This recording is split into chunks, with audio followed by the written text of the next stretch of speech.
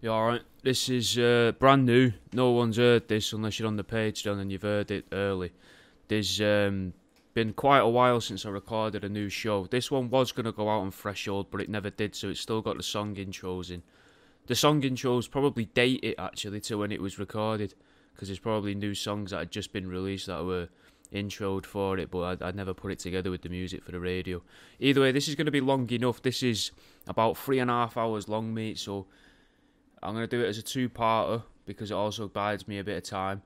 There's a couple of Here's Hows coming as well, which are new. Hopefully you'll enjoy this. It's all the fucking hidden messages I could find in Toy Story, and there's loads, mate. They're really trying to like mess with your kid's brain and make him scared of extra-dimensional entities with this one. It's a very strange film if you've never watched it. So hopefully you enjoy this. We're going to do My Cousin Vinny next. But till then, here's part one. I thought this week we could look into some of the hidden messages I found in a film just to help us slip back into it. And this is a film that was a big part of growing up as a kid. I used to watch it quite a lot.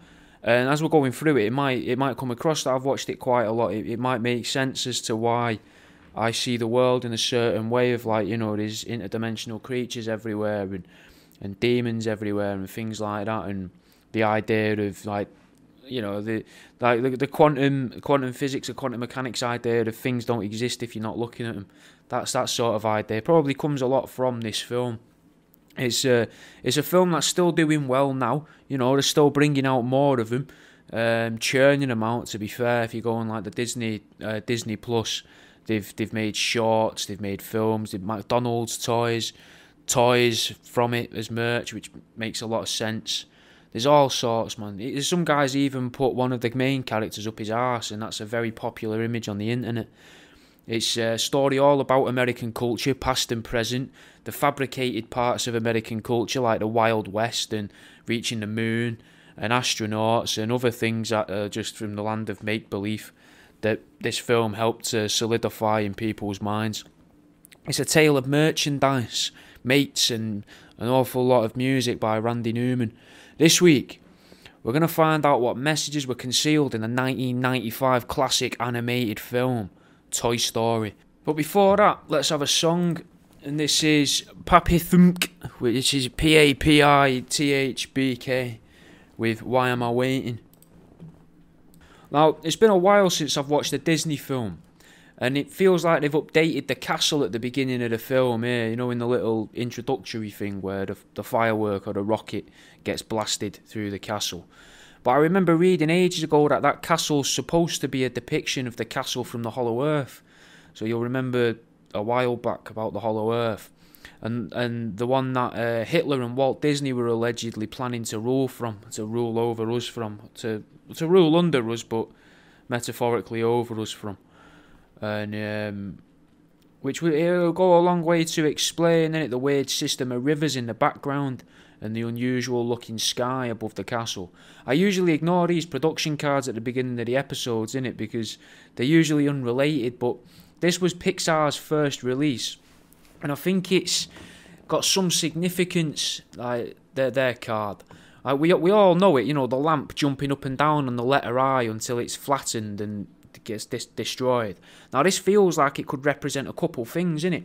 Maybe it's to prepare children for the idea of themselves or the quote individual unquote being eradicated as we slowly creep towards a socialist dystopia.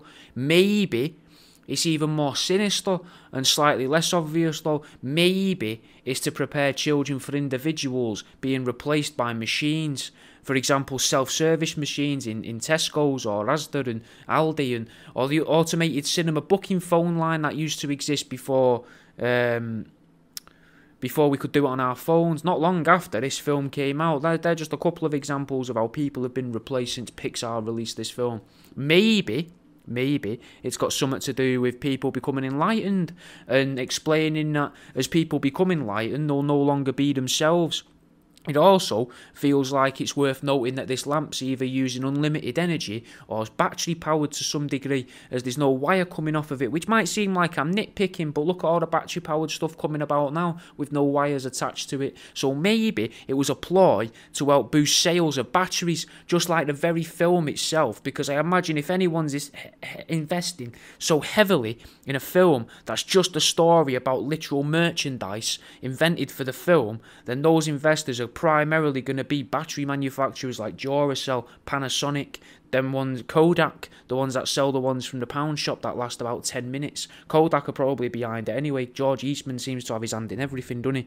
Immediately, right, as the film starts, we're shown a blue sky with clouds, but there's an edge to the sky, right, which is suspicious, and after that edge, everything else is grey. Now, not to ruin the film, but a big line in this film is to do with the limitlessness of space, yet straight away here, we're being shown that there is an edge to space, or at least the very sky itself. That edge isn't the sky touching the grey either. There's a prominent white line separating the two, separating the greyness and separating the sky, possibly preparing people for the concept of flat Earth, with the firmament, that thick glass dome that's supposed to be over parts of it, or the ice wall, whichever camp you sit yourself in amongst the flat Earthers. We then get a little play out of some kind of a kid holding a Mr. Potato Head whilst trying to rob a town made of cardboard. But we can extrapolate from this easily, quite, and then this is only seconds into the film, mate. Mr. Potato Head is a vegetable, right? Not as in, like a fella in a hospital bed eating through a straw while eating intravenously. Nothing like that. I'm not being horrible, innit? He's a vegetable with arms and legs and eyes. He's Mr. Potato Head. For those of you that don't know, I'll give him a Google. Don't be envisioning, like some Stephen Hawking fella. The kid's not there with a little, like, model Stephen Hawking smacking his head off of a wall going, oh, now you make sense, nothing like that, right? And Mr. Potato Head's robbing money directly from a pig and a lady called Bo Peep, who's a shepherd. Now, could this have been how veganism got its gritty little claws into children's minds early on? People my age, people probably your age listening to this, veganism's just getting into their brains, seeping in there, rotting them from the inside, mate, like potato blight, just destroying the little heads. And it's making them accept the idea, albeit subconsciously, that it's okay for Mr. Potato, aka Big Chip, to take away the livelihoods of farmers, even taunting us to show that there's nothing going on with vegans. It is real. It's all existing in a fabricated world, what we're seeing here. Maybe film producers have always wanted to make kids stop eating meat. That way, the other companies that fund the production of children's films might be able to take the land from underneath the farmers' feet, in this represented by the pig and Miss Bo Peep. Then, Mr. Potato threatens Bo Peep's sheep. He threatens them with a car, though. Now, this might be the start as well of indoctrination against cars and personally owned vehicles, as we're forced towards a more public transport way of life. Get the bus, get the tram, get the train, ride the bikes that they've tied up outside of police stations and fire stations, and near bus stops and that. With everything I keep seeing as well about 15-minute cities at the minute. And now if you're listening to this when this goes out as a podcast, that might already be a reality. We might already be living in this dystopian future that I'm predicting here. If so, I hope not. And hello from, a few 15-minute cities over. Now, if we had to, maybe we could say this was the turning point that allowed people to accept that when they are older, they're not going to need a car, because by then they're going to believe that cars are going to be bad for the environment, because here in the film the cars are being used to hurt the sheep.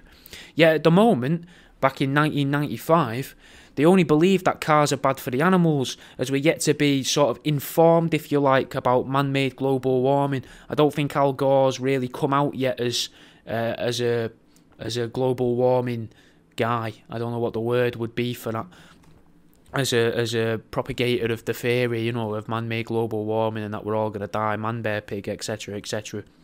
We then see a police officer, a sheriff, more specifically, but he is pre-programmed speech within him, and he is literally controlled by another person, right? This could have been the corporation's way of trying to turn the youth against the police. He also says, reach for the sky in a very cowboyish manner, which I'm not going to do, because, you know, we're looking at this from a very objective point of view. You know, we're not trying to be funny, we're not trying to poke fun, we're trying to be objective. Now, this reach for the sky quote could have been a way to cause the record levels of depression in people, subtly telling people to try and go for the goals just so that they can fail miserably and then be reliant on medication for the fucking rest of their lives. The kid then talks about something called a one-eyed Bob, which feels kind of rude, you know, like he's alluding to a penis of some sort, and he even finished his sentence with a, "Are you going to come quietly?" And it could be these underhanded little sex references in kids' films that led to a lot of kids having kids in the mid to late noughties, like that girl from my school, which we're not going to name. She was alright, but, you know, she was young and she had a kid.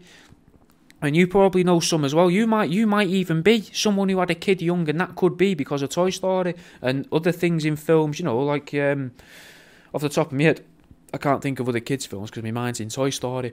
We then see that the police officer, which is a puppet controlled by an unseen force or entity in the eyes of the other toys, relies on a dinosaur to keep the people of his town in check. Now, if you think back a couple of years ago to the dinosaurs episode, we learnt that dinosaurs are probably just a made-up means of controlling us as people, as a populace. So, were the makers of the film trying to tell us this back then, or were they trying to say that if you're going to listen to the police, you also have to believe that dinosaurs existed, which is, you know, something that affects nearly every person in the world, because nearly every person that has faith in the police probably also believes in dinosaurs because they've really bought into the indoctrination and into the world, you know, into what people tell them, what society is and what society believes and teaches. We then hear Woody, the sheriff, that's his name, Woody, for those of you that are uninformed. He says, "You're my favourite deputy," whilst he's looking down the camera at the audience. What he's doing there, mate, is fucking priming a generation of grasses. Trying to make it acceptable to shop your neighbours in for minor offences, smoking weed in the garden, maybe, you know, nicking dust caps off bikes and trying to flog them on eBay. Bits like that. People that don't cut the lawns in America to the right height. That's what he's priming them for. I feel like there's a bit of a nod as well to known child trafficking too, from the song choice, because the song is "You've Got a Friend in Me," because it's saying about how they're miles and miles from the nice warm bed, which seems like a really mental thing to say to a child, doesn't it? How often really is a child in a situation where they're miles and miles from their nice warm bed, in a situation where it would be relevant to talk about their bed, unless you're fucking that child miles away from home? Because if you're out and about and you're talking to kids in the street, you don't bring up their bed, do you? Because you look like a fucking nonce. You're like a weirdo if you talk to a child about their bed or about their pyjamas. But here, within the first 2-3 minutes of a film, they're singing it to kids about their beds and about how they're going to be miles away from them, maybe in camps, internment camps, maybe they're just going to be in a shipping container somewhere waiting to get to some foreign minister's house where they're going to get, you know, rattled. Anyway, the whole song does sound a bit like something written by Nambla, with lines like, "Some of them may be bigger, none of them are ever going to love you the way I do, it's me and you, boy." So it's clearly a man speaking to a child that is some form of unspeakable distance away from its own home. But what if we take what's going on here a little more literally? The children watching this are hearing a television, tell them that nobody's going to love them like the television loves them. Priming people to trust the TV and not the parents. Priming people to trust the TV and what it tells them in the years to follow. There could even be a little bit more going on here. There's loads of stuff about cuckolding on the internet and the whole alpha, beta, male thing and cuck dynamic. Here is one of the most successful children's films, a groundbreaking film, and it's got the lyrics, "You've got a friend in me," which are the exact words a woman would probably say to her husband as she cuckolds him with his best mate after a certain mutual friend's barbecue or whatever situation it's happened in. Not so much anything to do with kids, but further down the line, you know. Everything that's on the internet and that. I even had a weird message saying that. I've been getting weirder and weirder messages. Getting a little off track here from my notes, but I have been getting weird messages. And I've had 2 people in the past week offer to allow me to penetrate their missus. It's not their missus getting in touch and asking. It seems to be the blokes. It's weird. It's an odd thing. But anyway, getting back into the film, I was I was also wondering if this film might be responsible for some of the ADHD traits, ironically, getting off topic there.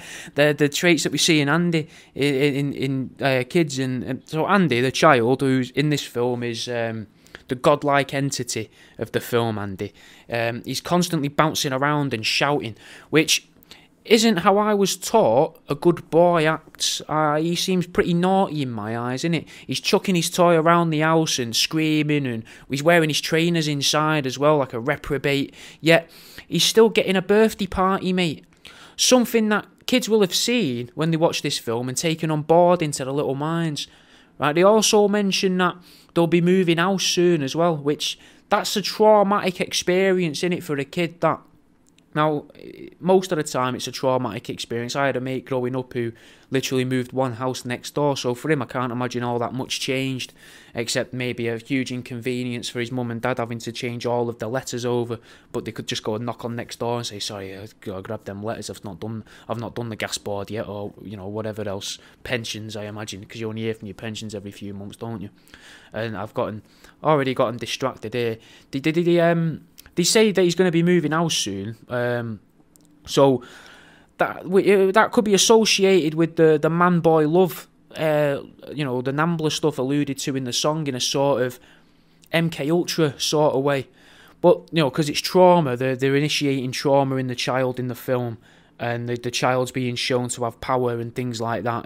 But they would usually do a lot worse to a child than make it move house. They'd normally at least lead with rape, you know, before they beat the child. The kid would be raped within MK Ultra. That seems to be widely accepted. But this film came out a few decades after the start of MK Ultra activities, so maybe it just evolved with the times. Maybe they thought, you know what, this is mental. We're MK Ultra and all these kids and teenagers here just to get them to use some of the burlier ones to rape some of the younger ones. What if, right, now bear with me, what if we get some of these burlier lads here, instead of getting them to rape the young kids, which isn't doing anybody any good really, because we're not really using these MK Ultra slaves that we're making and these sleeper agents. What if we just get some of the big ones to start a removals company, and we'll really market it with using Hollywood? We'll market it like, instead of doing all this child rape stuff, we'll just market moving house. We'll convince women that they want to do their houses up and sell their house and move house, and then we'll use these big lads that we've MK Ultra'd in the moving thing, and that'll traumatise more kids faster. Because think about, we could move, if they're in the local area, we could have a team of 6 vans, and that's 6 houses a day. Whereas we don't really have the warehouse space to be raping all these different kids, because we've got to dress up as aliens and kidnap them, and we've got to do all this other stuff. There's a lot of work around it. Whereas if you just make them move house to a good distance away, we'll get a bit of money. We'll invest an awful lot of money in different firms that hire a lot of people, and then we'll be like, oh, we're shutting down here, but we're going to move you all to this town we've built, like fucking that guy with the flamethrower in Simpsons. What was his name? The guy that everyone thinks Elon Musk. It'll come back to me, but you'll probably know who I mean. The guy who's like a James Bond villain with the ginger beard. But maybe they just did that. Maybe they just started a removals agency with all the MK Ultra lads to traumatise more kids. The mum, right? The mum tells Andy as well to go and get Molly, because his friends will be here soon. Now, Molly is obviously a street name for MDMA, right? I know that's a bit of a jump there, going from the house removals and that, but could there be more subtle drug references throughout the film? Could there be more little things introducing? Because you think, and as well, if a teenager's watching this in the mid-90s with their younger brother or younger sister or something, just think about that. Drugs was mad in the 90s. Mandy and fucking ecstasy was a very, very big thing in the 90s. Could this be a little nod to that, to prime the teenagers' heads to go, fucking go and have a couple pills, lad, after this? You've been a good lad. You've sat through this with your younger brother. Your mum and dad like that you've come here. You've had some popcorn and that. Now, you've not had too much popcorn because you didn't want to ruin your stomach. Go and have a couple pills. Enjoy yourself, Anyway, let's have a song. This is Royce and Reggie, obviously by Royce the 5'9" and Redman. Andy, right? Andy could be viewed as delusional, as he keeps speaking to all these inanimate objects. Then he pulls on Woody's string, and the sheriff says, somebody has poisoned the water hole. A fear that many people still have to this day, right? There's loads of people worried about water and what's in the water. Mostly a chemical called fluoride. That's what most people are worried about, especially most people our age. You know, everyone that I'm aware of is worried about fluoride. But I don't speak to many people. I mostly just, sadly, as sad as it sounds, I mostly just speak to myself. I'm very worried about fluoride. Now we get a closer look at the fake buildings that Andy's made as well, and we can see that Andy isn't illiterate, but he also isn't completely literate. He spells words phonetically with a capital F, basically. Words like general are spelt general. So instead of it being general, he's generally spelling them wrong. So he's spelling it Generil. Just as one example, I can't remember the others. We then get a quick introduction to each voice actor that's doing a read in the table, you know, for the film. And as the screen cycles mindlessly through the characters saying things that add fuck all to the story, really. It just seems to be a way to get, you know, the guy from Cheers, so everyone can go, it's fucking him, you know. I can't remember his name. But there are, you know, a few throwaway lines about how the dinosaur's trying to be scary and it wants to intimidate people. There's a line that associated pigs, more specifically ham, with being uncultured, which seems like another way to turn children away from meat. You know, the idea of, eating ham is an uncultured thing to do. You should be eating vegetables and seaweed and bread, you know, things like that, but not with, you know, obviously not with hamming. There's also a little bit in this section to ready the population for false flag events as well, or at least the belief in false flag events in like a, you know, I think the concept is auto-hoaxing, where people think, that's immediately a false flag. Do you know what I mean? And that might not be the case, but a lot of people believe in false flags, and a lot of people automatically assume things are false flags. Because Woody challenges an Etch-a-Sketch to draw, and it draws a fake revolver, and Woody pretends to be shot by it, even though Woody knows that gun's not real. And we know Woody can't die. It's just all these little bits, like when you look at these films retrospectively, we can see all these things. We then see Bo Peep trying to seduce the copper, offering to get someone else to watch the sheep, which feels like it might be trying to say that someone can lure the police away from doing their jobs and be tricked into doing something else. Maybe a way of saying the food industry is backhanding the police, you know, or in this case, Bo Peep will probably just be, you know, giving ham shank to the copper to distract them. But in a more metaphorical sense, an allegorical sense, it's saying now industries can pay off the institution, if you like, the police, the government, in order to, you know, don't look at this, go and do that, you know, things like that. Again, it's harbouring this distrust in the police, in the minds of the children, trying to just enjoy this kids' film, you know. And we then meet a new character that's this living radio, I can't remember the name of, with a microphone attached to him. Mike, I knew it was a fucking stupid... Anyway, but because the toys are all alive, all it's really showing is that important announcements, like the one Woody is making in the film, aren't going to come direct from the leaders. Instead, they're going to speak through someone else, through a spokesperson, in this case, Mike, the living microphone. Maybe we need to view Woody as less of a copper and more as a leader. Maybe he's like the Prime Minister, the President, the King, the Queen, you know, whatever you call the leader of your country, wherever you're listening. Now, Woody speaks of a plastic erosion talk from last Tuesday, which seems very similar to coastal erosion. Now, the part of Mike's role is hammered home because he doesn't instinctively follow Woody to spread his message, showing us that there's a chance in the real world that our leaders and politicians use their own puppets without the puppets even being aware that this is happening.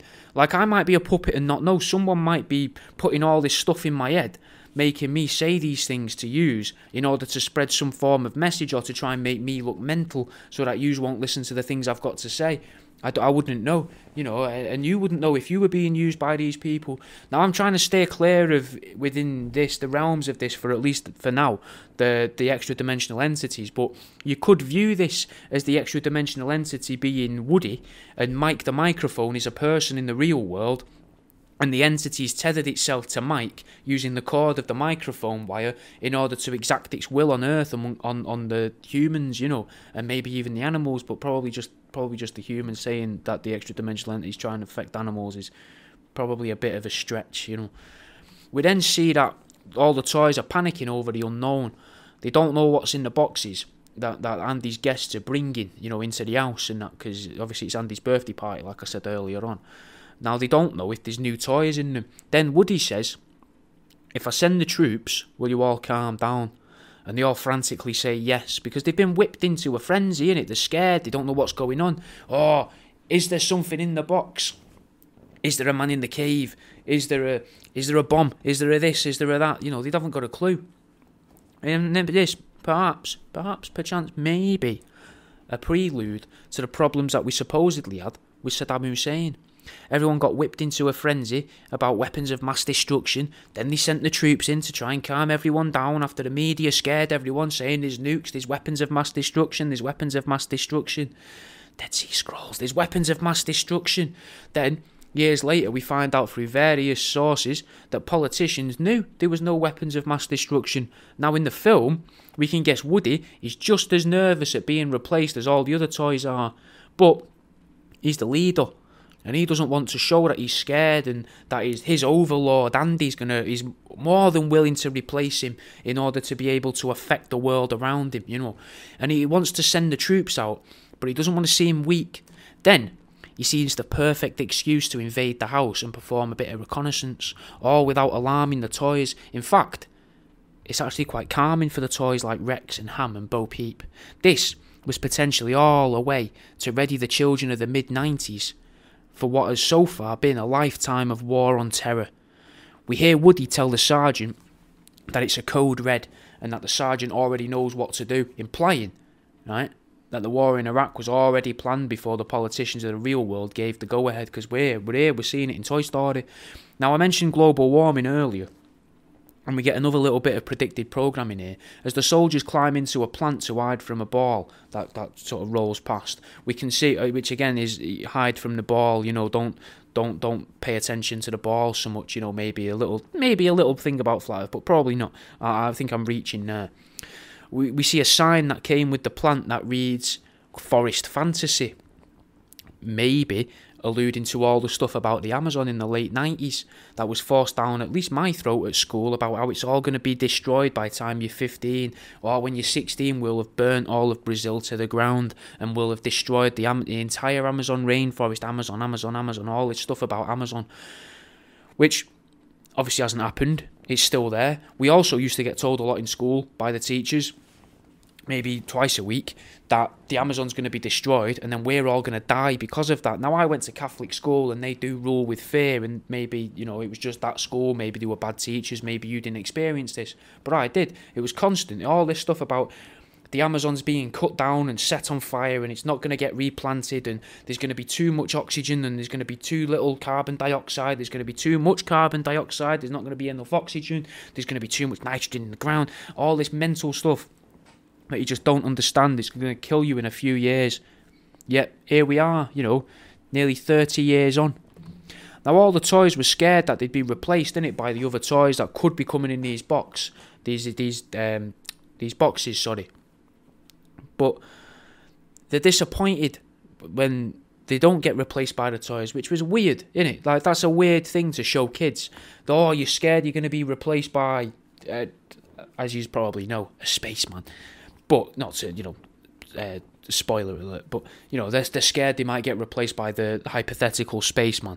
But then when they don't get replaced by the hypothetical spaceman, when actually what's in the boxes is just a lunchbox and some bed sheets, which seems like it's a way of saying with the real world, oh, there wasn't actually any weapons of mass destruction, it was actually just a load of old scriptures for magic spells and stuff that we'd lost from thousands of years ago. And everyone goes, oh, well, that's nowhere near as good, that's nowhere near as scary, I don't understand why did you even bring it up so much, you know, like that. It's almost teaching kids that they want to and need to live in fear, and they need to experience disappointment, that's all they should have.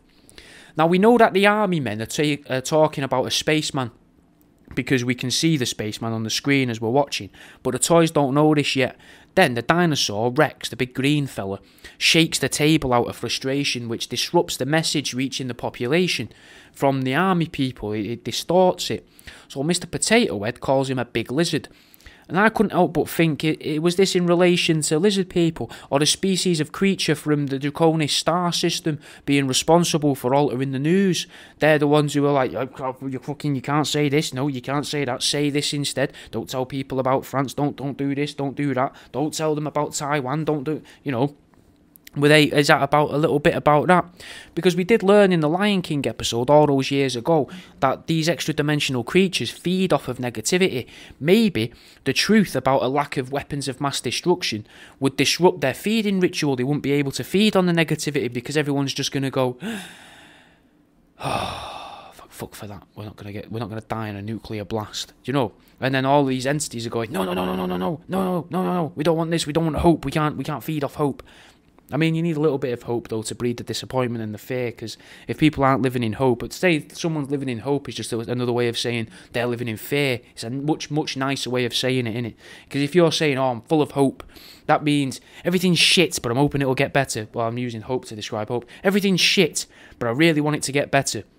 Whereas if you just say, everything's shit, but I want it to get better, it all depends on tone, innit? That's still hope, but you're still kind of in fear and sadness and that. So that's fine for the extra-dimensional entities to survive. They need the misery. They need the fear. So they stopped the toys from knowing exactly what was going on. And by doing so, they've kept them in the dark. Then we see that the toys struggle to use technology that has been interfered with by the so-called lizard. Could this be a way to commentate on how the reptilian species of aliens has messed with the technological advancements of the world? Could it be a way to show a lack of opposable thumbs, meaning that this film is an allegory for our distant past, our very own distant past?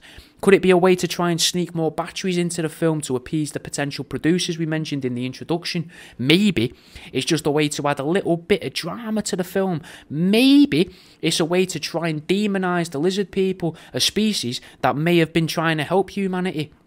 Like we saw in the first few seconds, whilst Rex was aiding Woody with the arrest of Mr. Potato Head. Maybe the lizard people came to Earth during the American Wild West and they introduced loads of new technologies and societal advancements in return for tasting the fear of human children. A weird thing about Toy Story, though, is it's very self-referential for things that didn't really exist back then. As in things to do in the Toy Story universe, almost like it's a film brought here from an alternative reality, because you hear a kid say, take that, Zurg, but Zurg was never introduced in this film. Zurg wasn't introduced until the second film, and even then not till about halfway through or so, I don't think. And then it obviously was built on a lot more 15, 16 years later in the Lightyear film. There's no hidden messages here unless it's a sort of weird Mandela effect nod, like, oh, look, this, you already know about Zurg, they already know about Zurg. That split second of kids' feet stamping about as well is to further the script by bringing the toy to the toys. Like, they run in, all the kids just run into the room where the kids are and then all run away and leave again.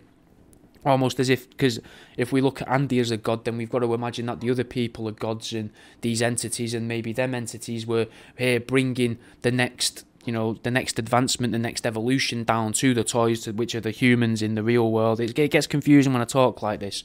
But that little throwaway line about Zurg seems a bit weird, innit? Now, the toys are discussing Woody being replaced, and maybe that's an allegory for how Americans program their population. For years, it was John Wayne, westerns, guns, revolvers, just filmmakers throwing enough sandy shit at walls and seeing what stuck. America and the world just lapped up the westerns, but these fantastical tales of an era of America that probably never even existed got replaced by futuristic stories of an America in a world that will probably never exist either. Sci-fi was born, spacemen pretending to land on the moon, spacemen in films, the building and or arrival of the moon, aliens, monsters, Doctor Who, Star Wars, it's all in there. This could be a way to show how the big they planned or indeed used culture to control and sway the opinions and beliefs of the American people and therefore, through the success of these films, the world. Let's have a song. This is Chill Bump with the eponym. the first time that we see Buzz Lightyear, we also see a shooting star in the background. Now that shooting star's got 4 different colours coming off of it, and a globe, which may be a possible way of introducing the idea of rainbows, which seems like a very prevalent idea and what's the word, like symbol in modern day culture. Whether it's a way to reference the LGBTQ plus community or the NHS in the UK, there's no denying, and even like fucking zebra crossings. Some places have changed zebra crossings to multicoloured things, so then they're not really zebra crossings, but it's probably still not acceptable to just keep driving when you see someone standing at it. It just seems that they're important to whoever or whatever seems to now be in control of us in 2023 as I'm recording this. There's something about it, because they've been everywhere, and they're more and more everywhere, and there was even in a game called We Happy Few, where everybody's on medication, and these people are on drugs, and everything around them's horrible and miserable, but they've painted everything bright and colourful, so when they're on the drug, everything seems nice and cheery, but in reality it's all quite miserable and grey and dystopian, but everything is coloured in bright colours, so it affects the drug and the mind of the drug taker, and because the drug takers in the game are normal. But we're getting very off topic again here. Now the globe in the background, and it's seen with Buzz Lightyear, it's got its own background of it's got clouds behind it, which just seems like a nice way to further cement the idea that the Earth is a perfect sphere, or a so-called fact, if you like, still believed by most people today at the time of recording, as I say, in 2023, which, even though the Earth is not a perfect sphere, we know that this year, and they probably knew it back then, I would imagine, but now it's more believed, it's mostly accepted now by most of the population, I would say, that the Earth's closer to the shape of a pear, or an oblate spheroid. I think the name of it is the scientific name. So imagine like a sphere, but then it's been sort of squeezed in the middle, like if you get a tit and you cup your hand in like a C shape, and then squeeze the tit. Instead of the tit being nice and round, it goes into what looks like maybe a hot dog bun shape, almost, not with an actual crease through the middle like a hot dog bun. I suppose it would depend on the boob, innit, but not the actual Earth. The Earth doesn't have a crease through it like that, but just for the sake of understanding what that shape is, more like a rugby ball, I suppose, but still round at the sides rather than to a point. I don't remember what I was on about. Buzz Lightyear. Oh, yeah. Another little weird symbol in this scene is Buzz Lightyear's got a little spiral on his chin, right? Now, I don't know an awful lot about it because I've not read into it yet, but we're going to cover stuff like this in later episodes because it's becoming more and more prevalent. It's being used in more stuff, spirals, and I'm more so getting into symbols and things like that at the minute, and things like that rather than aliens so much. Aliens seem to be dying a death for me in my head. It's more, what are they hiding in front of us? What's hidden in plain sight? But these spirals seem to be one of the ways it's alleged that the paedophilic elite of the world signal to each other and spread messages to each other. But that's made me wonder if it's more like they're spies, if you like, the paedophilic elite in bunny ears kind of thing. Are they actually paedophiles, and are they actually elite, or is it just a way to refer to spies that exist in our world without calling them spies? In the same way that they used to use newspapers to spread messages to spies behind enemy lines or in deep cover. Maybe now TV shows and films are used, and there could be hidden messages in the dialogue of films between, the displaying of certain symbols. Maybe in 30 seconds time within the film, there's going to be another spiral or a picture or a shape shown on the screen, and that shows the viewer the message has ended. The message was hidden within what you've just heard there. Write down every word that's just been said in the film and take the third, they know, or it's the third letter of every film, or it's like like a sequence thing, so it's the first letter of the first word, second of the second, third of the third, fourth of the fourth, and things like that. And that might spell out a location to go to, or a name or something that they've got to look for. Maybe, I'm not overly sure. For example, with a circular spiral, that the word could be, because, or and that's maybe it's a code word instead of a shape. Once the character says because, that means right, boom, that's the end of the message. So the message was after the spiral and before the because, or a square spiral. Or it could be a phrase as well, like happy to say, and then the receiver of the code notes the first or third letter again of each word in the speech and writes out the message. But that's just an idea, isn't it? It's not really grounded in any research at all, just as an idea that keeps running around my head, and I really want to look into, think about that a lot, of trying to figure out what's hidden in things. And it's not doing my head in, but it is taking up a lot of my time. Now, we get to see Buzz's point of view as well in the film, and we see that he sees everything in the world through a screen from which he can see his own reflection. Now, this was made a long time before smartphones were available, so it seems very suspicious that they'd include this, unless it was to make people accept that their reality is filtered by something that's going to show their reflection. Now we know that them things that show our reflection are phone screens, unless it's more of a physical thing to say that each of our realities are shaped by ourselves. We see the reality, we see ourselves in reality, so the reality that we see is a true reflection of what's in our mind. As in, like, how they say, like, beauty's in the eye of the beholder, and that it may be that's in that sense, if you've got a nice mind, you might see people as more attractive, which I think is what that means. So that's probably why simple people seem to have a lot of kids, because they're very sexually attracted to people that other people might look at and go, fucking hell, they're dog rough. Who's shagged them once, let alone had 8 kids with them? To obviously to what appears it could be 10 different men. Do you know what I mean? But maybe it's that saying, beauty in the eye of the beholder. These people who were very nice, very friendly people, lovely people, do anything for your salt of the earth, just look dog rough. But because they're so nice, they see the nice in everybody else, and they really want to throw one up Fat Brenda from a few doors down. Do you know what I mean? And they can't wait to come home to their wife and, sneak out over the back fence and rattle the neighbour who's, overweight and, walks with a limp and all this other... not to say there's something wrong with overweight, but I'm trying to build the image in your head of, it's weird, isn't it, that our realities are shaped by ourselves, and they're showing that in the film by showing reality from Buzz's point of view, and Buzz is staring at himself in his own reflection. So he's literally seeing himself in what he sees, which, if anything, shows that my head is puddled, because if my brain's the one showing me all of these hidden messages and conspiracies, then that means that's all just in my head. But if it is all just in my head, then why is it all there in front of me? Do you know what I mean? It's like a weird, what's the word?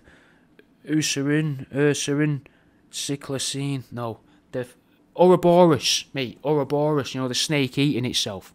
Anyway, besides the point. Now, in the same way that Buzz's face reflects in everything he looks at, he's also getting reminded of his own existence, something that seems to relate to modern day as well, where most people seem to obsess over things like mindfulness. Now that's a practice that keeps you in the moment, supposedly, according to the weird people out there, like teachers and that propagate it to the masses, when in reality all it does is, if you actually try and do it, it just makes you feel really frustrated and pissed off, which is probably the point of it, because they're trying to tell you it's very calming, and then you're doubting yourself because you're like, this isn't fucking calming. I'm really angry because I don't like this person's voice. I've got someone with a very posh voice telling me what to fucking do, and I don't like that. Why can't you have someone with an accent talking on this thing, rather than having some fucking, someone who sounds like they work for the BBC? That's to make you doubt yourself. That's the only reason your teachers are probably doing that to you. I would have thought that's what I used to think at uni anyway, when they tried having me doing that at uni. Anyway, Buzz speaks to himself by using a button on himself. Now, that reminded me a lot of myself and my Patreon, which at the time of recording this in 2023, only about, I think, 15 people are signed up to, and I'm actually recording this on a video for them, and they get to watch it for $1 a month or $3.50 a month, and if you're listening to this thinking, you know what, I'd like to watch this guy's face as he's saying all this stuff and seeing how he moves his hands to depict stuff in front of himself so he can carry his sentences on, then, go and have a look, patreon.com/worldaroundyou. But there's not many people signed up, and you get loads of stuff. But again, I'm getting distracted. But what if this is all just, the speaking to himself like the button? What if this is all just like the Little Mermaid, in the sense of This is just a way to teach the extra-dimensional entities that inhabit us as children that they're now cut off from star command, in quotes, you know. The Buzz refers to it as star command. He's pressing a button going, shh, come in star command, and nothing comes back. Now, that's what they call it in the film. But you can imagine star command could be what...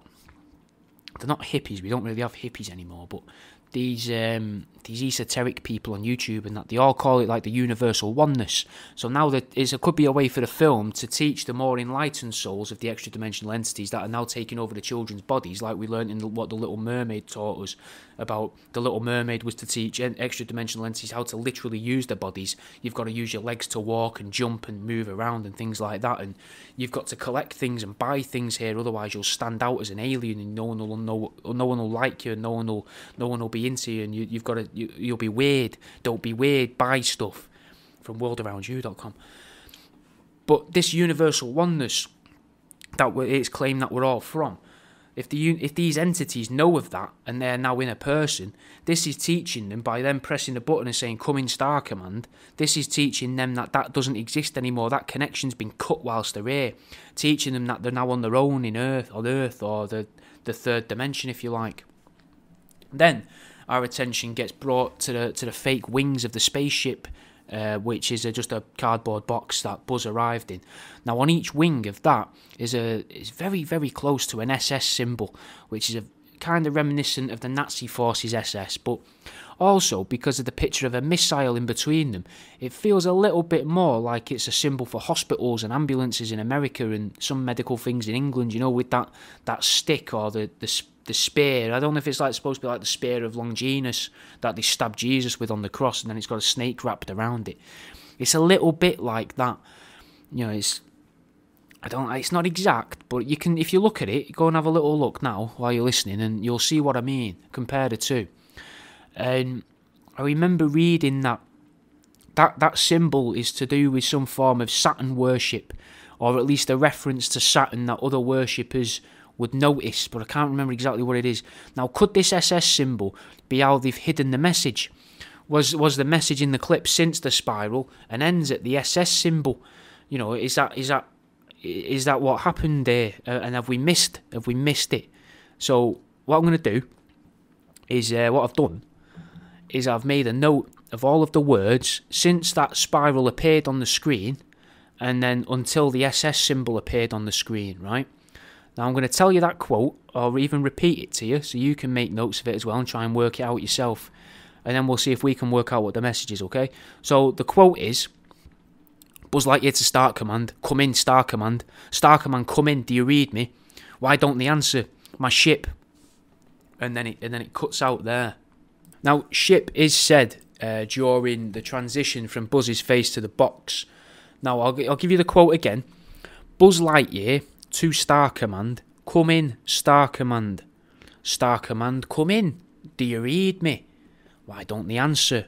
My ship. Or it could be my like that, because as ship's being said, it shows the SS symbol. So what's the message?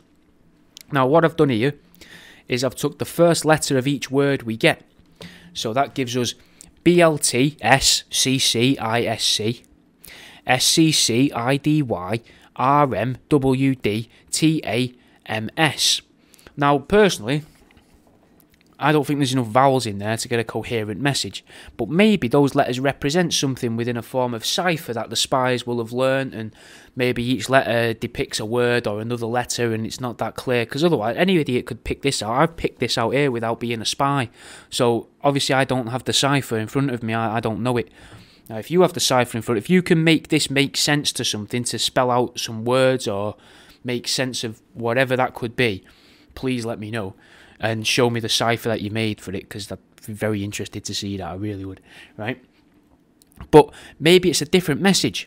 What happens if we take the last letter of each word? If we do that, we get ZRO, RDEN, RDRDEN, OUDEYT, YRYP. Now that one, I don't know why, that feels like there could be a message in there, doesn't it?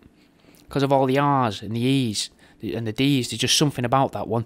Compared to BLTS, CCISC, SCCIDY, WDT, AMS, sounds a bit airy-fairy, but ZRORDENRDRDENOUDEYTYRYP repeats itself, doesn't it? That sounds more purposeful. That sounds like someone has hidden something within them letters. But again, I don't know what they are. And I did run it through a website to see what it gives me in abbreviations and if it means anything. And there's nothing coming through apart from you can make out the words ordering drones, order drones comes through, but without a cipher, that's not all the letters. But that's the only real message you can get from words that make sense that you can make, and then there's leftover letters, ordering drones, which seems a bit relevant, given what happened in the following years, I suppose. But anyway, we get shown Buzz doing a report about the atmosphere and the world around him, and it shows him reading for gamma, except the meter isn't real and it doesn't move, which could be a subtle way to show that gamma is something that's made up, maybe as a means of keeping people afraid. Gamma radiation made Bruce Banner into the Hulk in Marvel, and I'm pretty sure it's what defrosts frozen chicken after about 5 minutes on low in your kitchen. But for something that's so dangerous, why do we have it in our homes and make it simple enough for children to use? Now, a child can't really spark a gas oven, but he can use a microwave, innit? Which can blow up a house, a microwave. Gas oven, a gas oven could blow up a house as well, I suppose, but it's probably easier to make a microwave explode. But that's regardless of the radiation. We then see that Buzz tries to assume control of Woody by referring to him as local law enforcement, and then he tries to pull rank on him, possibly in a way to show that our police forces are controlled off by some form of off-world entity. Maybe something resided in the Black Knight satellite, which we will do an episode on, possibly a short one, but we'll cover. Though there's no reason to think that from this about the Black Knight. There's nothing to show that. Could be the moon as well. Could be that there's things in the moon controlling the police force. That's who's in their earpieces, like in Truman Show kind of thing. But something I'd like to draw attention to here is the toys don't seem to be awake whilst they're boxed up, which is pretty weird because no one's looking at them while they're in the boxes, but they're not alive. Only once the box is opened, and even then they're only active when they're not being looked at. It seems like they have to be activated. It's weird, almost the opposite to how scientists currently believe electrons act, which seems maybe that's purposeful. Maybe the whole thing about electrons that we're told might not be true, or it is true, but they're using films like this to make us not believe it. Buzz asks if we still use fossil fuels or if we've discovered something he calls crystallic conversion. Crystallic conversion? I've only written it down. I can't remember exactly what he says. Again, it sounds radioactive. It sounds scary. It sounds quite futuristic, quite sci-fi. Possibly a way to, prep the younger viewer to accept the idea of nuclear power, maybe. Gently planting that idea that fossil fuels are outdated, need to be replaced, that we shouldn't have them. Now, Rex meets Buzz immediately after talking about fossil fuels, which is suspicious. And he comes in, he says, after Buzz says he comes in peace, Rex tells him he's glad that he's not a dinosaur, which feels like the makers of the film are sort of suggesting that reptilian aliens don't come to Earth in peace. There's an alien here saying, I come in peace, and Rex is going, I'm glad you're not a lizard, because we already know they're a threat. That's what it's saying here, and then it's putting this in kids' heads, mate. It's mental. And I think there's probably some significance to Woody being from the Wild West era too here, and the arrival of a spaceman, but we're going to see where the film takes us.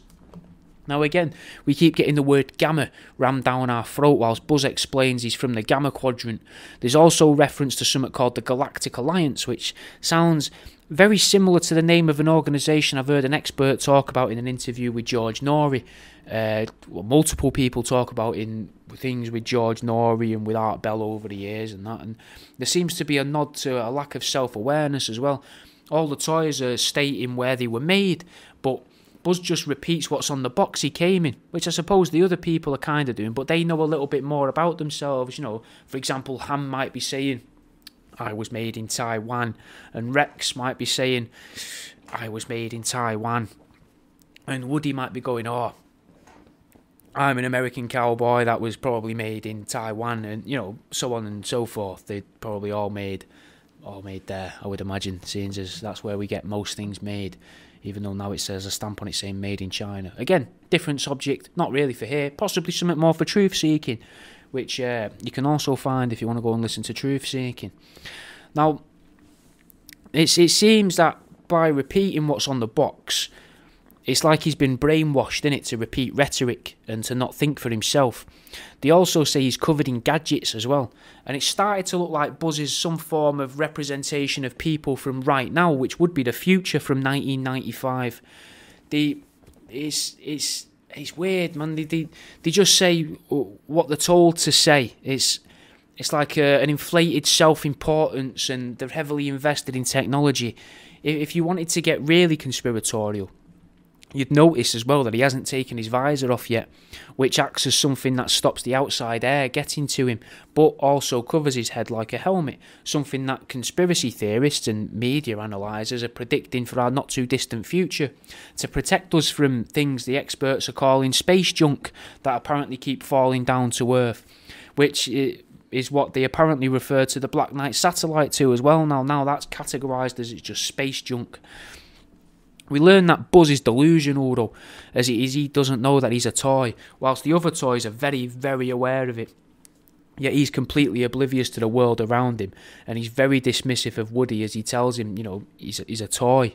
Because it seems to mirror a lot of conversations that people might have in the real world, in like reality now, not and in 1995, but in the real world with people, not toys. Whether it's a discussion about religion, aliens, or maybe being some form of meat puppet for CEOs. For everyone in the world, there's an uncomfortable truth that they think someone else won't acknowledge. We then hear the line "to infinity and beyond" for what I think was the first time in the film, or at least from Buzz anyway, which is pretty oxymoronic, innit? Or is it to ready your children to the concept of other universes? Truly, the only thing beyond our infinite universe would be another infinite universe. So maybe instead of being a space traveller as such, maybe Buzz is a physical representation of transdimensional entities. The idea of him being some form of djinn or demon gets solidified, in my opinion, when he's challenged to fly. A feat that he should be able to do on his own, but he can't. Instead, he bounces around loads of different things in the room, in many ways giving the illusion of flying, but it's said that the Archons can only use other people's ideas and not come up with their own, so this could be a representation of that. He wants to be able to fly, but he can't actually do it himself. He's got to use all these other things to be able to do it. So if flying was a representation of an idea, he then implements it by mimicking flying. But let's have a song. This is Unpredictable from Static Selector with Raekwon, Ghostface, Method Man and Inspector Deck. Everyone starts bumming off a Buzz for the way he pretended to fly around the room, which is what I imagine would probably happen if an alien or an interdimensional traveller came down to Earth anyway. That new entity would be praised and held to a really high standard almost immediately because they're different, probably even worshipped by people. Mr. Potato Head at this point is already asking Buzz to teach him his ways, which seems like a good way to start a religion, if you like, and maybe it's what happened when the aliens came to Earth and gifted the Indians with cattle and the Americans with corn. These things were probably already there, maybe in the way of DNA, and then the aliens just manipulated that DNA like a magician with long balloons, Oh, it's a sausage. Oh, now it's a dog. Oh, like fucking Robin Williams. Oh, and fucking wrapping these balloons up and being like, oh, it's a flower. Oh, it's a sword. But the balloon's just DNA, and they're just using the same thing, twist it round in a different shape. Boom, still a balloon, but now in the kid's head. Now it's a dog. You know what I mean? Maybe that's what the aliens did and what Buzz is being shown to do here. Well, maybe it's what the aliens did with cattle and, things like that, corn. Just to be able to impress the indigenous people of the lands that they'd arrived in. Now, that's just a hunch, innit? That's not based on anything. The aliens did introduce cattle and corn, but Quetzalcoatl introduced corn. Can't remember the name of the deity or the alien or the god or whatever you want to call it that introduced cattle to the Indians. But there is some form of evidence for that. We've actually covered it in a previous episode. I just can't remember which one. We then see Andy, which is the representation of God with a big G God, top G God, or the creator, if you like, of this universe. He uses Woody and uses the spaceman to irradiate the sheriff. More than that, though, we now see Andy start to dress like Buzz to change his appearance to be in fitting with the new style. Maybe this is what the gods of old or the alien visitors do when they come here. Maybe they arrive, dip their elbow in the cultural bath, get a good gauge of what's popular, of the temperature of the culture, ooh, what's hot, what's cold, ooh, that's just about right. And then they present themselves in that way, as a spaceman, as a cowboy. Maybe the concept of this isn't that new. Maybe it's something that shape-shifting reptilian races of aliens have been doing for millennia. And that could be where we get the phrase social chameleon from, right? It makes sense, doesn't it? Because a chameleon only changes its colours a bit. It doesn't really blend in. You can still see a chameleon because it's fucking mental eyes. But a social chameleon is someone who changes and adapts to each, what's popular, what's going on in the culture around them in that very moment. Maybe like the reptilians can do. Now we get a little look into the indoctrination of a child's mind as well here. We see the posters on the wall read ABC Roundup, which is to do with Woody. They're then replaced with Buzz Lightyear posters, space imagery and military-like paraphernalia, rather than teaching them, how to read and write and work on farms and to look after themselves and raise food, like Roundup suggests. It's join the military, it's guns, it's rockets, it's missiles, it's things like that, it's space. This seems to really illustrate the idea that a child is taught a way to learn the facts that will be given to it, and nothing more. Like young Andy's moving through a checklist set by his superiors as a child. You're taught the alphabet, then you grow up, you're taught about space and science using the very foundations of your early learnings. The alphabet was all real, and you can easily apply it to everything in the world as long as it's in your language. You believe that the teachers are telling you because you can see that, yes miss, A is for apple. But does that really mean that space is real? That Jupiter's out there as big as the fucking moon, huge, and that the moon is just itself is just dangling above us, not even with a string, mate, just waiting above us, and that the moon's got absolutely no intention of killing us all, just pretending it wants to kill us all by altering the levels of the seas, just teaching us that the moon's just taunting you by raising and lowering the seas. All this stuff about global warming, but no one's ever saying, the moon's just trying to show us that it can kill us at any moment, mate. There's nothing about that. You never get taught anything like that. You have to go out and find stuff like that, mate, to know that. Do you know what I mean? Anyway, I think it's time for this week's Here's How. Quite quickly, more of the world around Woody starts to change in order to be able to idolise Buzz. And we then see Buzz altering the dinosaur Rex as well. Now, a long time ago, we learned as a listener group, as a people, we, as in me and you, listener, we learned that dinosaurs might not be real. And Buzz is doing everything he can to make Rex more intimidating. And I would also argue, more likeable, which seems almost synonymous with the word acceptable. The public are more likely to accept that giant lizard creatures were aggressive and scary, rather than believing that they were friendly and dopey. But this shows another way that Buzz the Traveller is interfering with reality, and maybe a way to represent that dinosaurs were made up as part of the same lie as space travel in an infinite universe. We then see that the lie of space travel, or the shift in society in the room, is used to influence the other toys, and the other toys all start working out. Something that, as an activity, I've always been quite suspicious of. We covered some of that, though, about my suspicions about working out in Dodgeball, I think, in the Dodgeball episode, so if you want to go back to that, and you'll hear some of that there, I think. But we can touch on a point raised in other previous episodes as well. The anti-dog policies that seem to be scattered throughout these films. Like at the start of the Hot Tub Time Machine, we see earlier on in that, in that film with the dog groomers and stuff, they're trying to make you convinced you shouldn't have dogs. But we see at the start of this film as well, Woody and Slinky the dog are pretty good friends. But as Buzz starts to make more of an impact, Woody starts to turn against Slinky. And we're shown Slinky hitting Woody with his tail, and he slaps him off the bed, trying to get people ready to accept the illegalisation of dogs. While Slinky's distracted by Buzz and what he represents, Woody falls off the bed, which seems another indicator to me that they, the big they, are looking to take our dogs off of us. Just look at who breeds dogs. Most of the time, people breeding dogs are working class people and farmers. And those are the sort of people that our governments of the world always seem to target. We then see a very alien-looking Andy neglect Woody and replace him with Buzz, which solidifies my earlier thoughts about how some entity using spacemen and space travel to control people rather than the lessons of the Wild West now.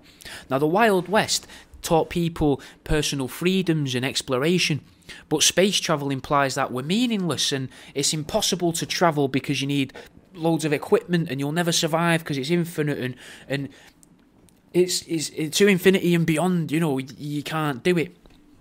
And at this point, Randy Newman keeps saying that strange things are happening to him and there's no doubt about it, which seems like a very convenient way to say everything I've just said, but in a very lyrical form, in order to really cement it in the viewer's mind, in the child's mind, to mess with the kid's head who's observing this film.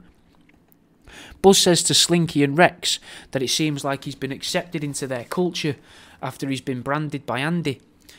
This feels like it could be a racist thing about how religious practices cause a permanent mark to their followers, but it could also show us that the space traveller Buzz represents some form of an insidiousness and that he did everything he could in order to be accepted into the community so that he could infiltrate it properly and keep making these subtle changes, which on the surface seem like improvements, like David Icke's idea of tiptoeing, that his idea of a totalitarian tiptoe, possibly.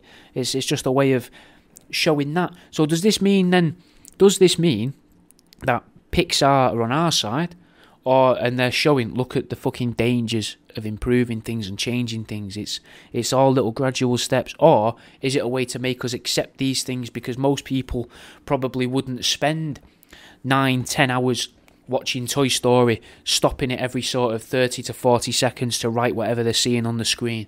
So people wouldn't be aware of these things. Maybe a way to display the thoughts of giving up rights for securities. You get little bonuses like a watch that tracks your steps with a screen on it, but you can also read the news from that watch. But at the same time, that means that Big Ben always knows where you are and how fast you can run. So they can now send out the repurposed and specially bred dogs that they've confiscated away from everybody, and they'll know which breeds they need to send after you whilst you try to escape. It'd be a waste of time sending Alsatians after fat people if they could just send 3 Jack Russells out of the back of a Fiat Panda. They don't need the big fucking cage then for the German Shepherd, do they? They can save the German Shepherd for the athlete, but they can just send out the smaller dogs for the fat people. It's something you've got to bear in mind, mate, and think about. Woody knocks Buzz's helmet off, and then we can see the effects of indoctrination though. Buzz pretends and believes that he can't breathe. Then he realises he can, and turns that onto Woody, the man who was the original voice of reason. We then see Buzz doesn't understand sarcasm, which seems like a way of showing the young people of the 90s that you should take everything literally and ignore irony as much as possible, which is something that we're seeing now in the world. No one likes irony really now. It's sort of frowned upon and not really looked at. You shouldn't say this, you can't say that, you shouldn't say bad things, even if you don't mean the bad things, you shouldn't say them just to be funny. Be literal, be everything's said with purpose, but as long as that purpose isn't for comedy to make people laugh. And now you might be listening to this thinking, this isn't made for comedy to make people laugh, and it's not. I'm making this to inform me. But, that's besides the point. Here's ours will make you laugh, hopefully. These are the teachers, so you learn something. Almost, it's odd, innit? It gets to be a bit of a grey area, innit? Because Woody shouts, "Look, an alien!" And Buzz believes him, and then Woody falls about laughing at him, which seems like a way to show you can follow all the rhetoric of the Star Command, if you like, or as we would call them, the big they.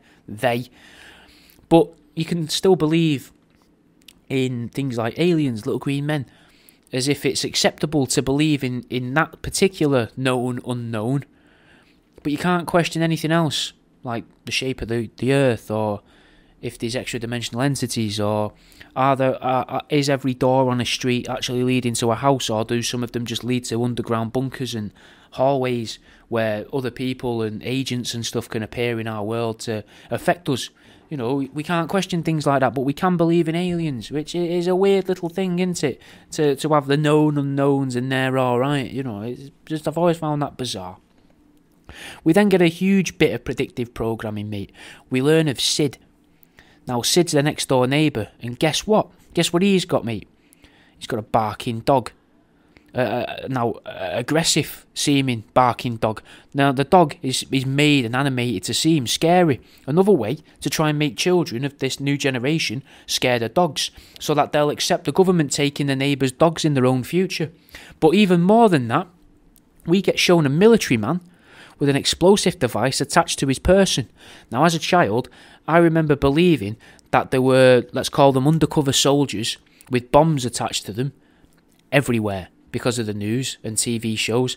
I believed as a kid that there were people from other armies knocking about everywhere with bombs, right? On buses, trains, public areas, car parks, woods, wherever. Now, it's probably because of films like this, like Toy Story. That's probably where that's come from. You know, hiding these sort of things in them, these themes and these images, to get them in my mind. Because why else would I start to think as a kid that there are people with bombs attached to themselves everywhere you look and go? You know, it's weird that they made you believe it was on buses and trains, whereas now, you know, they don't want you to be scared of buses and trains. They want you on buses and trains now. They want to force you onto them. They want to take your cars off you and things like that. So it's weird how times change, innit?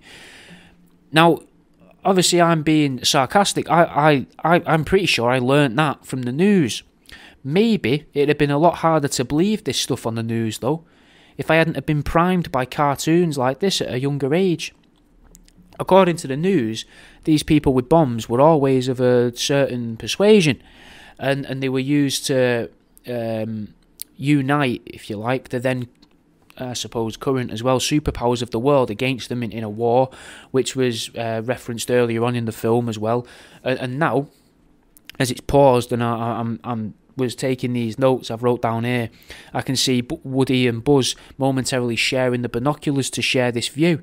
Now, you could argue that means there's a one world view, a united view amongst these two different people. These different in ideologies are all looking at the same thing going, now that's the enemy. We're not each other's enemy, but that's the enemy there.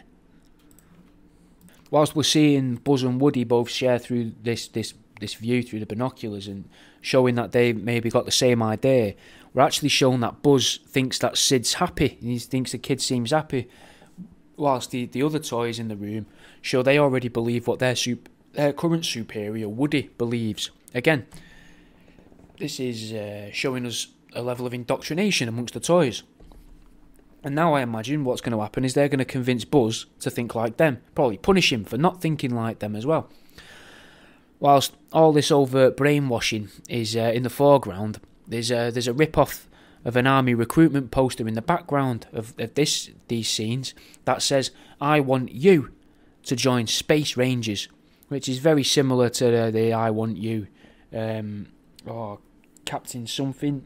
Was it fucking... It's not Captain Tom, that's the old fella that ran round his sister's garden or something, his daughter's garden, and his daughter allegedly did stuff with charities or whatever it was, but can't remember his name. It's the guy with the white hair and the blue costume. It's a rip-off of that anyway. Now, that seems to be prepping the young people at a time to be very accepting of a new war, and to encourage them to sign up to this war and either literally sign up as sign their body away, or to just accept it and sign on with it. We're like, yep, that's the war for now. We had World War II, Vietnam, Falklands, but now it's the war on terror, right? And I'm all for that. You know, that's what the kids are thinking by seeing this poster in the background, potentially. Then the soldier gets blown up and Sid shouts, "Here's history," as if to say, it's all true, and it all happened exactly as it's recorded in the books, which is something many believe to not be true about the war that followed this film in what was supposedly for the search for the Dead Sea Scrolls, or, as it was publicly donned, the search for the weapons of mass destruction. There's then a very obvious nod to modern times, but we need to take in everything from the past 10 seconds to appreciate it. We see a group of people in fear of their neighbour, and a soldier with a bomb attached to him. Then Bo Peep says, "The sooner we move, the better." We then see the house is sold, but above that we see for sale and virtual reality, right? Which almost reads as virtual reality. Maybe a very subtle subconscious way of forcing people to believe a life in a virtual world could be better than a life in the real world. Yet it's also a nod to the sale of virtual property that people were doing during lockdown. Where's that gone? You don't see anything about that anymore. People buying these virtual plots and things like that. Now, there's something for the pedo fans as well now, for the fans of a paedophile. Andy has Buzz and Woody bouncing off each other whilst his mum comes in and says all this packing is making her hungry. Typically, the word packing is used as a homophobic slur aimed at blokes that enjoy anal sex with other blokes. I'm not a user of it myself, but so it's queuing up a sex reference basically. It's bowling a sex reference to the bat, if you like, at someone that bats, you could say, for the other team. But we're not going to say that. That's not something we would say here. Again, we're very much based in fact here with this. But we have to remember that this is a child, innit? And Woody and Buzz act like adults. Plus, they then go to a place called Pizza Planet, which seems like a very, very solid reference to the Pizzagate theory, which I'm too nervous to do an episode about yet. So we'll probably wait off on that. Maybe we'll touch that a bit with truth seeking. I don't know. I would worry about going into that one on my own. We then see that Buzz is strewn onto Woody and is, ironically, riding Woody in reverse cowgirl, which the remote control car watches from a distance, which is just a weird little added in thing. We then see Woody use magic in the form of a magic 8-ball and it rolls away, as if Woody knows of magic and he's gone, "Oh, I can't let the alien know that we've got magic. I'm going to have to hide that from everybody. No one can know of magic." Then he looks at RC, the electric car, and he starts plotting against the space traveller. So could this mean that electric cars are going to be used to return us to a time like the Wild West? Could it mean that magic has been concealed from the space travellers and that their cultish disciples is it to keep us safe? Is it to keep them from discovering it? Or is it a way of suggesting that the pizza parties are a sort of witchcraft where children get raped in order to harvest some form of magical powers? Who knows, mate? I reckon that's probably long enough for this week if you're listening on Threshold FM though, and we'll pick up with this next week. But if you listen anywhere else, we're just going to roll right through and see if we can figure out what Woody's implying happens to these poor defenceless children. Woody uses the excuse of someone being in danger and uses it as his opportunity to attack Buzz. Now, Buzz has to pretend to care about every toy because he can't drop this charade. A lot like how social justice warriors SJWs of the real world, except the toy in question is a magic 8-ball. Now, Buzz doesn't know about magic existing, but the 8-ball is black in colour and round, which could be a way to show how people may be able to retaliate against the SJWs by showing that they don't actually care about, the whoever it is they're pretending, whether it's overweight people, black people, whatever it is they're trying to get clout from on Twitter. Buzz makes a scene whilst he's looking for the ball, just like SJWs make a scene online. Now, they have to be seen to care, but they don't actually do anything that is caring. But before we carry on with it, let's have a song. This is Tech Nine's Tell Everyone. We then start to get some more flat earth stuff. Pins fall from a chalkboard like stars falling from the sky, but none of them, not one of them, hit Buzz, which might be a reference to Project Bluebeam and the idea of a virtual attack from the sky. Then the globe rolls after Buzz, chasing him, just so that people don't put the two things together. And as another way of solidifying the idea of a perfectly spherical Earth in the minds of children, something we know isn't true. Buzz manages to avoid the globe and isn't fazed by the Project Bluebeam style attack. And then a lamp manages to avoid the globe as well. And it hits him out of the window. That all appears to me to be very symbolic. After avoiding the Earth being the Earth being a sphere, he's hit with a light, or enlightened, if you like, enlightened in little bunny ears, and then he gets thrust out of the window. But the window, now that's the perimeter of the toy's known reality. So now Buzz is out of the system. He's not in society. He's not in reality. He's out of it. He's somewhere. He's been enlightened by this lamp that's twatted him out the window, right? After he's realised the Earth isn't where it's supposed to be, isn't what it is. It's something else. The Earth's come for him. He's avoided it. The light's knocked him out, and now he's not in the system. He's out of it. Then the other toys look out of the window though, and they say they can't see him out there, which is the first example, in this film at least, of a perception filter, like what I suggested the Greys have put in the skies around us so that we only see what it is our brains can show us.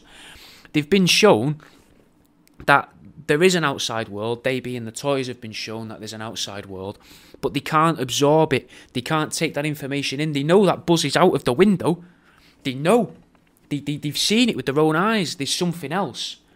But they can't see it, they won't accept him. They can't see it because they've been conditioned not to see it. That's what the film's telling us there.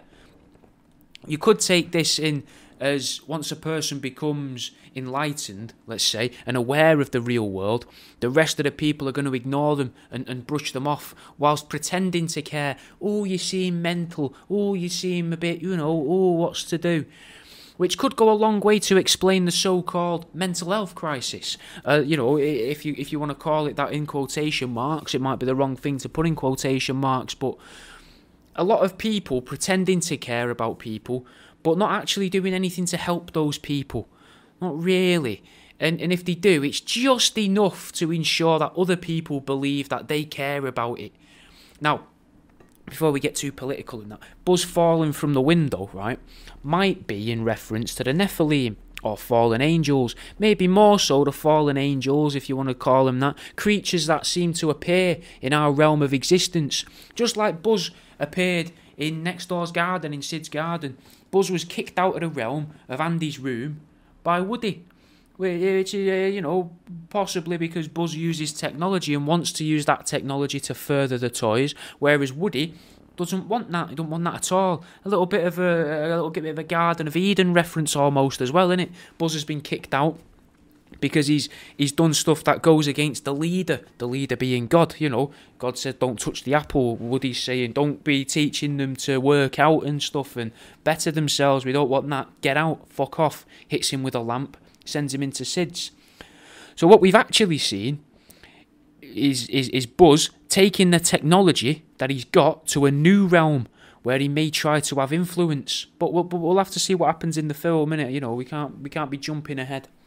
Now RC, which is the name of the electric car with eyes, can't be understood by the reptilian Rex for whatever reason. The others seem to. But Rex, the lizard, the dinosaur, he can't understand what RC. But Mr. Potato Head can understand every single word that RC says and translates it. Now this could be to show us that Big Pharma with an F, is in cahoots with electric car manufacturers. Maybe it's trying to tell us that Big Pharma is working alongside the electric car companies to take over land so that they control all the produce being made around the world rather than independent farmers, meaning if they have the land, they can use the spare land to build new roads and communities with electric cars in mind, meaning everybody involved makes a bit more money. Soon, there'll be sky rises of pig farms and electric charging carports every 3 miles so you can reach your destinations, and bacon dispensers within 2 or 3 minutes, within a few, not much time at all. Maybe the farming elites and the electric companies, the electric car companies aren't in cahoots though. Maybe the cars aren't in charge And it's the farmers are manipulating the electric car companies, maybe through some form of political lobbying, or maybe just through all of the marketing and propaganda, making people believe coal and oil is evil, which seemed mental, right? Because it's easy to see within the next 100 years people are going to be complaining about lithium supplies being low and the damage burning all the coal has been doing in order to produce the electricity to drive all these electric cars rather than just using petrol. Maybe the root of it all is the people that run the petrol industry refused to share the child that they were having sex with the local coal industry leaders, or maybe the petrol leaders flat out refused to rape children at all, and having learned that they can't be controlled with the temptation of children's orifices and tears, the other elites set out to turn us all against them and their business. But we're getting really off track here. I want to touch back on the fallen angel aspect of the film as well, because Andy's room has got clouds on the walls, and that can only be to symbolise that this is all taking place in a setting made to resemble somewhere higher up, a higher place of existence, where the Greek gods live, on the top of Mount Olympus amongst the clouds, in heaven maybe. We then see everyone apart from the dog turning on Woody, who has now become the bad guy in this scene through various things happening and him attacking Buzz to try and what he sees as defending his place and his authority and the people around him, the toys he cares about. And that's another bit of sly propaganda, isn't it, to turn people against dogs. Why else would they show the dog siding with the guy that pushed another fella out of the window? Now the dog is siding with the bad guy of the film, Woody's now the villain, and the dog's siding with him. This is more anti-dog rhetoric, more anti-dog propaganda being put into films for young people so that people are more accepting of the government taking people's dogs off them. Rex says he doesn't like confrontation, which seems to be quite true as well of reptilian aliens. By most accounts, they seem to be much more underhanded, slyly turning the tides in their favour from the shadows. Rex even backs off into the shadows slightly as he says this, which just goes to further my point, innit? We see a sort of mutiny occur now. Woody made the hard decision of eradicating an enemy that needed eradicating an insidious spaceman that's invaded his home, his territory. Then his own army, if you like, his friends, his army, his troop, turned on him, along with a talking piggy bank and a talking potato, both of which obviously symbolise the international banking cartels and Big Pharma, respectively. They then threatened to lynch Woody, showing who's really in control of the people. The bankers, the farmers, these people, they're the ones in control, not Woody. Woody's their puppet, if you like. They just take a back seat. They've got all the power, but Woody thinks he does. Woody's the mouthpiece. Then, all at the same time of this, the lady of the show, the house, the home, the realm, Bo Peep, quietly... not shouts, but it's quiet, but it seems like, what's the word? Quietly declares, stop it. As if to go, everyone's pushing people around and someone goes, stop it. Oh, don't do that. Like, whilst covering their mouth and that so no one can hear him. A little bit like a social justice warrior on Twitter. Oh, don't do that, but let me, sit here in the comfort and safety here while I don't do anything. I'm going to pretend I care and do stuff, but don't do that, don't do it. She's the only character as well in the film so far with an actual usable weapon, a melee weapon in her hands. She's got that big fucking cane, mate, that shepherds have, that Jesus was supposed to have to hook round people's necks and snap the windpipes of the goats and stuff that shepherds use. I can't remember what it's called. It's like a hook, a big long hook, like a broom handle with a bend at the end, like a massive walking stick almost, but longer, so they can grip the goats. I think it's so they can grip the goats. I can't imagine why else it'd have a hook on, unless it's so they can, fucking attach it onto wires and then rappel down, or what's it called when you go diagonally across like a ravine on a rope with a system with like a harness and that, whatever that's called. Maybe she does that. Maybe that's what shepherds do as well, so they can get to the goats, because goats go up on hills and that, don't they? Anyway, this isn't about Bo Peep. I'm sorry. She's shouting "stop it" as well, like still going stop it now, oh, stop it. She's in the crowd though, and still moving towards Woody, so she's acting like everybody else, and no one knows she's shouting, which is a good way to teach kids about mob mentality.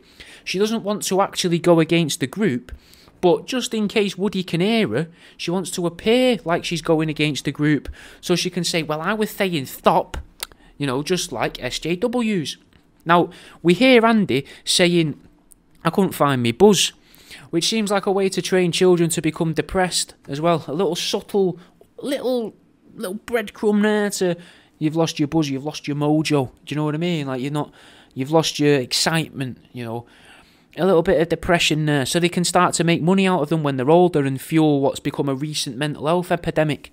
We also see some numbers on the car which read 113, 113, which are numbers that are heavily associated now with various conspiracies. Again, I'm not going to get into gematria, look for other people for that, or numerology, because I feel like that's a rabbit hole that I'll never come back from. I look into it a little bit, I dabble, I like a little bit of it here and there, but if you fancy it, go for it, mate. But it's not really for me. It's quite confusing. And I feel like you can probably squeeze a lot into it. But there does seem to be a lot of use of the numbers 113, especially 11. 11's like an angelic number as well, and a message from something behind the veil, if you like. I don't know, which makes it seem like there is hidden messages within this if you was to look at it like that. But you see what I mean? You can bend it around as much as you want. I'd rather stick with sort of like the facts, like things that we know have happened since, which are being shown in this film, or things that are in lots of other readings and films and TV shows, books and dogma elsewhere, but is also being shown in this in the film we're speaking about. Now, we see the toys of Andy's room, possibly a representation, like I said earlier, of the gods or the creator species, or maybe even some form of galactic federation, like Buzz said before about the Galactic Alliance. Maybe it's, you know, the Galactic Federation using monkeys to try and get access to the world outside of this cloudy higher realm, because that's what they're doing in the film. They've got all these little toy monkeys where they hook into each other's tails and hands, and they're making a little rope for them, and they're using the monkeys to get from their realm to where Buzz is, right? Now, Buzz could be us, could be the humans, if you like. Let's say that. And where maybe Woody's gone out there, I'm not sure. I don't think Woody's out there yet, though. They're trying to get Woody out there.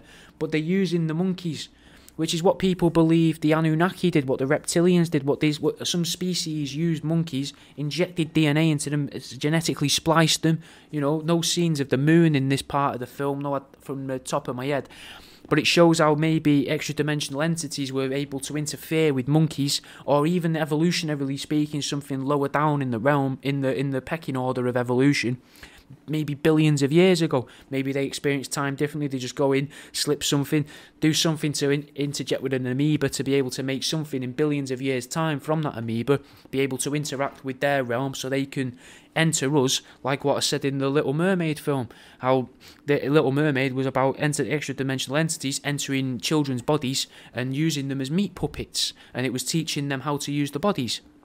It just seems everything's telling us that. Every kids' film seems to be telling us something about either gods or aliens interfering with us and using our bodies and trying to get into our reality. That's what a lot of it seems to be. Because it's scientists as well, man. Science, and not even, not just the scientists, actual, other scientists as well. They believe we evolved from monkeys, and conspiracy theorists, like I say, they believe we were created by aliens and they mixed their DNA with apes to make us, or how some people believe the extra-dimensional entities forced evolution on our planet to make some form of bipedal creature that they couldn't use as vessels to traverse the Earth and our dimension in order to be able to make changes to what they call, I think, the light or something like that, because supposedly the Earth is like the centre of the universe and it's a very important, I want to use the word chakra, but that's not the right word for the universe, a meridian of power, if you like, supposedly for the interdimensional universe or interverse. I don't know what the word is for that. I'd have to look that up. But I'm getting a bit lost. I mean, so in the film we see that Rex is responsible for using the monkeys. Now Rex is a reptilian. He's a dinosaur. He's a lizard, right? And he's using the monkeys to affect the other, to get out of the realm, to effectively have an impact on Buzz, the spaceman, the man in space. So if the reptilians are creatures, are indicative of a creature of time, of extra-dimensional entities, are a creature of time, we are very much a creature of space. Buzz is a space man. We are man of space. Just as a little way of seeing it, right? Now, Bo Peep is also holding on to the monkeys, which then connects to a lot of ancient Grecian stories, if you remember the ancient Greece episode, and even a little bit of Christianity to a degree, of the gods mixing with the women. So the lizard and the woman, the god and the woman are working together, making these creatures that they can use then to affect the world in order to get access to Earth. Rex then sends the message that the monkeys aren't working, which means maybe the aliens or extra-dimensional entities tried to inhibit the monkeys at first, but it didn't work. Maybe they phase in and out of existence like Sasquatches are said to do. Maybe that's what Bigfoot is. But let's have a song. This is Main Man Syndrome by Dabbler, Illerman, Gear and Beneficial. We're then given a bit more propaganda as Andy and his mum reach the petrol station. The petrol station's called Dinoco. D-I-N-O-C-O, Dinoco. Trying to convince children that dinosaurs exist and that they also make petrol. Petrol's made out of dinosaurs. There's Dinoco. You know, here's some fuel. It comes from dinosaurs. Even though oils, as we know now, are apparently made from different types of plankton. Nothing to do with dinosaurs. There's a small reference again here to Christianity. Woody wants to convince the toys Buzz is alive. And after believing he's dead, Buzz appears again. And he's alive. A little small nod, maybe, to the death of Jesus and not reincarnation of Jesus, the resurrection of Jesus. Maybe a nod to suggest that the story of Jesus is linked to Satan falling to earth. At this point, Andy's out of the car, though, which I don't think a kid should be at a petrol station, but that's besides the point. That's just my personal feelings. I try to keep my personal feelings out of the episode, really. We want to keep it grounded in what's actually going on. It's nothing to do with what I think. But anyway, there's a bit of brainwashing going on here, innit? So what I know about American petrol stations, or gas stations, right, as they call them, they'd normally have what's called an attendant who pumps the gas into the car, the petrol. There's no attendant, though. And Andy asks if he can do it. Now, firstly, in the UK, that's illegal to have a child pump petrol. Illegal. The woman behind the counter starts screaming, mate, down the tannoy when a child uses a petrol pump. I've had it happen to me when I was a kid. I know from experience when my mum and dad would park up sometimes, and if they were too sore or whatever, or not feeling well, or just feeling lazy and couldn't be asked to pump the petrol themselves, they go on, Jack, you do it. And then a woman gets on the tannoy, excuse me, pump number 5. Can you come and show me your ID, please? You shouldn't be doing that. And all this sort of stuff, even though I'm just helping out my mum and dad. So there's rules against it. It seems a bit wrong. But it's also this, showing children the idea that there's going to be less jobs in their future. You know, there's nothing in it about automation, but it's still showing them there's a lack of opportunity. There's no one being employed here to pump petrol. When you're older, you won't be employed to pump petrol. There's going to be one less job, one more competition in your future, you know. It's also normalising child labour as well, which is very useful for the farming industry and for the electric car companies, because you don't want big hands pulling lithium out the ground, do you? They might break it or they might steal it. You can't really charge a slave who's stealing battery chemicals. You can only beat them. So by using children, they're ensuring little hands with little pockets, meaning less lithium gets lost, and it's much easier to knock a kid about as well that's been digging all day than it is to knock an adult male who's been digging all day, because an adult male who's been digging all day is going to be fucking strong, and a child that's been digging all day is going to be pretty tired, probably weak from it as well, and the adult might hit back, might kill you with a spade or a pickaxe or a shovel or even with a bucket, mate. I wouldn't want to fight with someone who digs all day for, I say, a living, who digs all day to survive. Would you? Do you know what I mean? We then see the spaceman and the sheriff fight underneath a car. Again, another little nod to the petrochemical industry, the future of electric fighting the powerhouse of fossil fuels. Electric being the buzz, fossil fuels, Woody. Sorry, I forgot his name. Now, the Wild West was very much driven by gold and oil, right? and we're told the future is powered by rechargeable batteries. As the fight ends, Andy's mum pulls away whilst talking again about something called Pizza Planet. We see the back of her car whilst the words, "Warning, jet exhaust," are on the screen. Just a little bit more propaganda to turn a generation of people against cars, and maybe a little bit to make them paranoid about what's in the sky coming out of planes, possibly, I don't know, but we're not going to get into that, I don't think. And there's another little aloof connection to religion as well, as Woody says, "Does he not realise I'm there?" Like that poem, mate, about that fella walking down a beach and getting carried by like a woman over a threshold by Jesus. He keeps saying, you know, he's lost, he's a lost toy. But that poem and this scene makes me wonder if it's actually about Jesus at all. Could it not be that the extra dimensional entities that latch onto people's spinal cords? You'd see two sets of footprints then, wouldn't you? Plus, when they inhibit your body, there'd only be one set of footprints at that point, which ties in with that poem as well. Oh, you know, so what if they're not all evil though?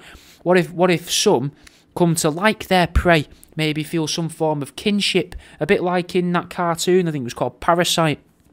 Then they get separated from them and they're abandoned on Earth, trapped by fucking Xenu's machines in the sky, mate, never letting them escape, and hidden from our eyes by the Grey's perception filters, so no one's ever going to notice they're there, but they're looking at us, they're trying to reach out to us potentially. Yeah, that's as good a point as any in it to stop it, so that'll do. I'll do part 2 probably after the next Here's House, or in about 2 weeks' time. Unless you're on the Patreon, in which case I'm going to release it all as one episode. There's one big episode on there, as long as the file isn't way too big. And if the files are too big, you won't get the part 2 for a couple of weeks, because obviously the podcast doesn't make enough money to go for like special hosting, where you can upload infinite lengths of shows. And if you want that though, maybe join the fucking Patreon, stop being tight and give me £3 a month for you know, patreon.com/worldaroundyou. Maybe try my new book as well. You can get that on there as well, included in that subscription. But I'll see you next time. See you in a bit.